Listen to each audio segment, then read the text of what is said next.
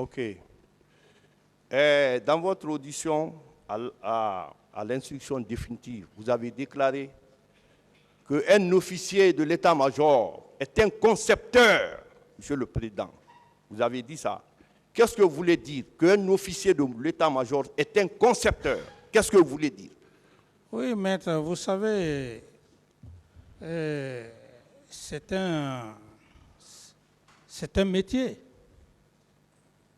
Je réaffirme, un officier d'état-major, c'est un officier de conception. Pourquoi un officier de conception? C'est juste un exemple pour vous. Le chef d'état-major général des armées n'a pas le temps de faire des travaux d'opération. Donc, les officiers d'opération, les officiers d'état-major, c'est eux qui conçoivent, c'est eux qui font la conception. Quand il s'agit, par exemple, lorsqu'il est question pour une armée d'aller combattre, ce n'est pas le général qui est là, c'est les officiers d'état-major. C'est dans ce sens qu'il faut comprendre, c'est le cerveau du général. Je vois. C'est comme, je prends juste un exemple, c'est comme la cour. Le président du tribunal a ses assesseurs. Ce sont ses techniciens, ses cerveaux en quelque sorte. Le procureur a ses substituts. C'est dans ce sens qu'il faut comprendre. OK. Monsieur Kamara, certes, l'armée est incontrôlée, mais s'agissant de la garde présidentielle, est-ce que la garde présidentielle, dans les conditions normales, est sous votre autorité et que c'est les hommes de confiance qui composent la garde présidentielle? Lorsque la garde présidentielle va au stade pour massacrer, est-ce que on peut dire que la garde est partie là-bas et que vous n'êtes pas informé? Qu'est-ce que vous en dites? Maître, je pense que j'ai suffisamment parlé de ça. Oui. Et je reviens sur les propos de M. Toumba. Lorsqu'il parlait de sa formule, de sa célèbre formule, il parlait de noyaux et des électrons libres. Ce fut le cas. Ton aide de camp, en même temps commandant de régiment qui vient t'empêcher de ne pas aller au stade, pendant que vous êtes au bureau,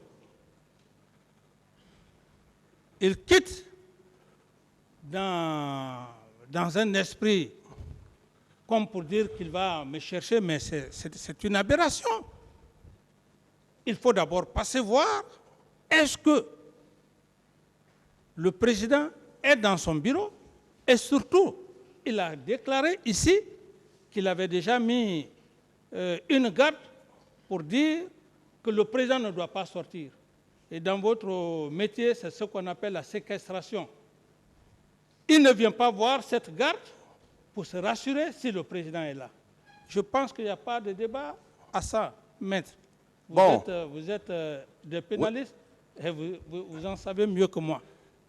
Voilà, Monsieur le Président Moussa Dadis Kamara, ce que je n'ai pas compris, dès que la garde présidentielle est arrivée au stade et les hommes de Kaléa, la police et la gendarmerie ont créé le vide. Or, lorsque vous êtes chargé du maintien d'ordre, quelle que soit la situation, vous devez rester. Est-ce que cela, ce n'était pas une entente? Lorsque la garde présidentielle est là, eux, ils quittent. C'est comme si, en droit, on dit la présence du procureur sur le lieu de l'infraction dessaisisse les officiers de police judiciaire.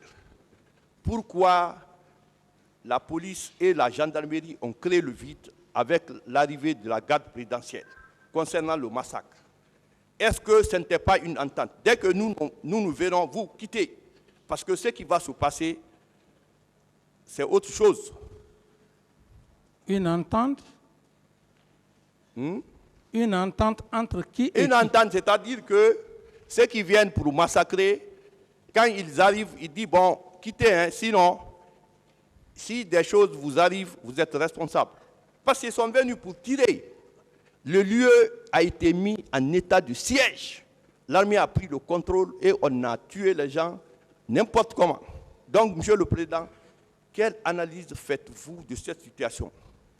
D'abord, c'est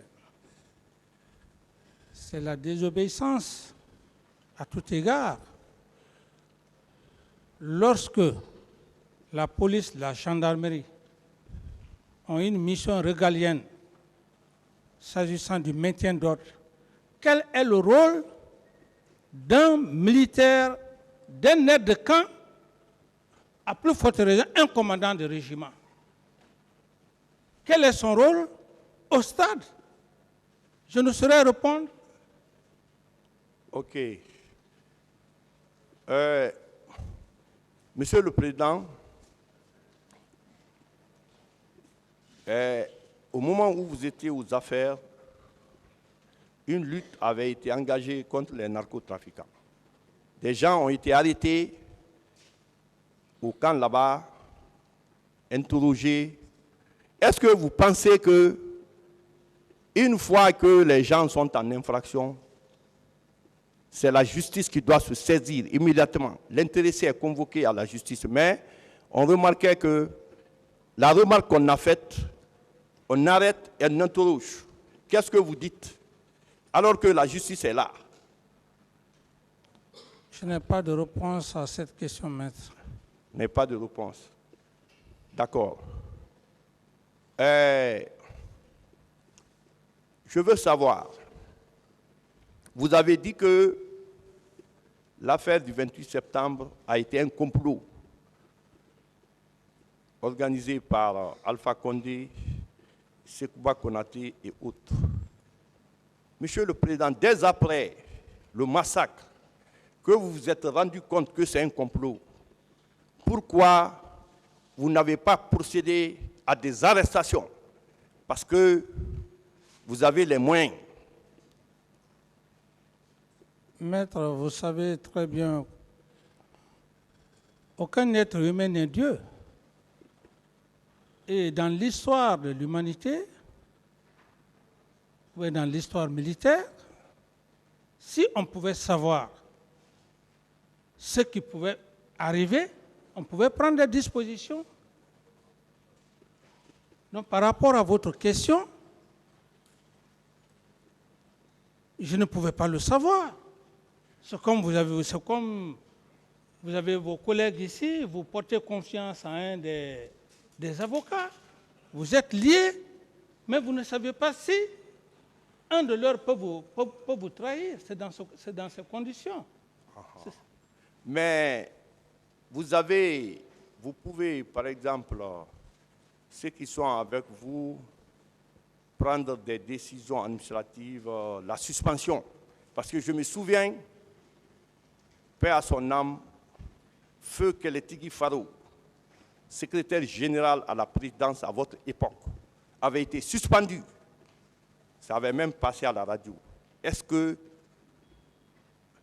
vous avez le même pouvoir de suspendre ceux qui sont taxés de trahilleurs, de trahison? Ou bien, Monsieur le Président? Non, maître, j'estime que vous confondez deux choses. Dans l'exercice légal, lorsqu'il n'y a pas de problème, lorsqu'il y a des incompréhensions, vous pouvez prendre une sanction. Mais dans le cadre des massacres du 28 septembre, j'ai été très clair. À force de prendre une sanction, comme vous le dites, ou bien de mettre M. Toumba de ses fonctions, on ne serait pas là aujourd'hui devant vous. En plus,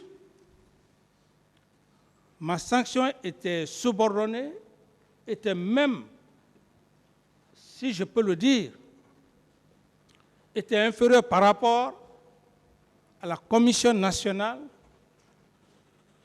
qui a été faite, et le ministre de la Justice à l'époque, garde des Sceaux, a saisi le procureur général de la République, si j'ai bonne mémoire.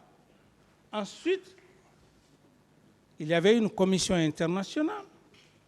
Alors, comment voudrez-vous que je puisse prendre une sanction du moment qu'il y a une commission nationale, le procureur, le ministre de la Justice est saisi, une commission internationale, il fallait me subordonner à ces deux institutions, à la fois nationale et internationale. OK. Selon la commission nationale d'enquête indépendante, à la page 5, à la page 15, 7e paragraphe, il est écrit que les manifestants ont été blessés, fracturés. Certains manifestants qui couraient ont été abattus. Et une partie des manifestants se sont cachés dans la cour de la CMIS, Compagnie mobile d'intervention de sécurité. Et les militaires sont partis les pourchasser. Il a fallu l'opposition de la police pour dire ceux qui sont venus ici ne vont pas sortir. Monsieur le Président, quelle analyse faites-vous de cet écrit qui a été fait contradictoirement sur votre présidence, que vous avez vous-même voulu que ça se fasse?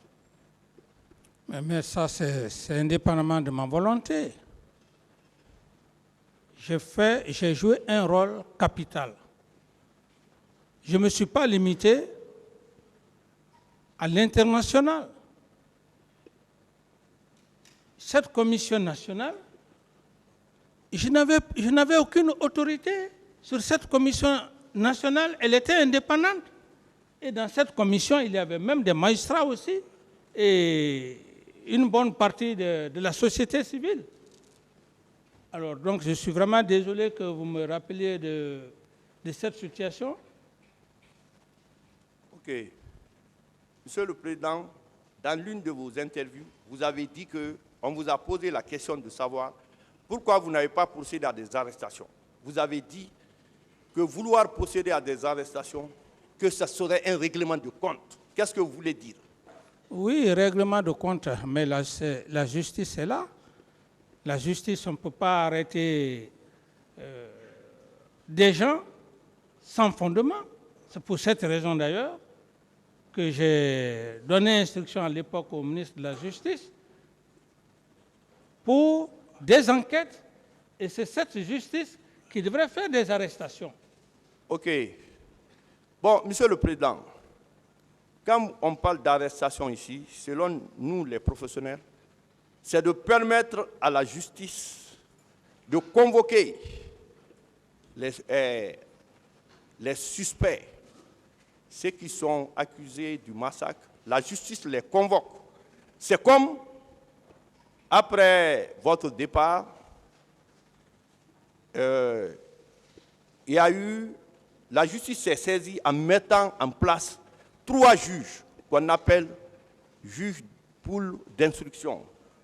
Les juges de pool d'instruction pour faire la lumière concernant les massacres. Donc, en ce moment-là, Monsieur le Président, si je parle d'arrestation, c'était de les mettre à la disposition de la justice, qu'ils viennent être auditionnés par les officiers de police judiciaire, par le juge d'instruction, la justice. C'est ce qu'on veut dire comme arrestation. La venue de la commission, elle est bonne, mais personne ne peut relater les faits plus que vous, ceux qui ont vécu le massacre. La commission internationale, c'est un organisme étranger. Quand ils viennent, ils posent la question à ceux qui ont vécu les faits.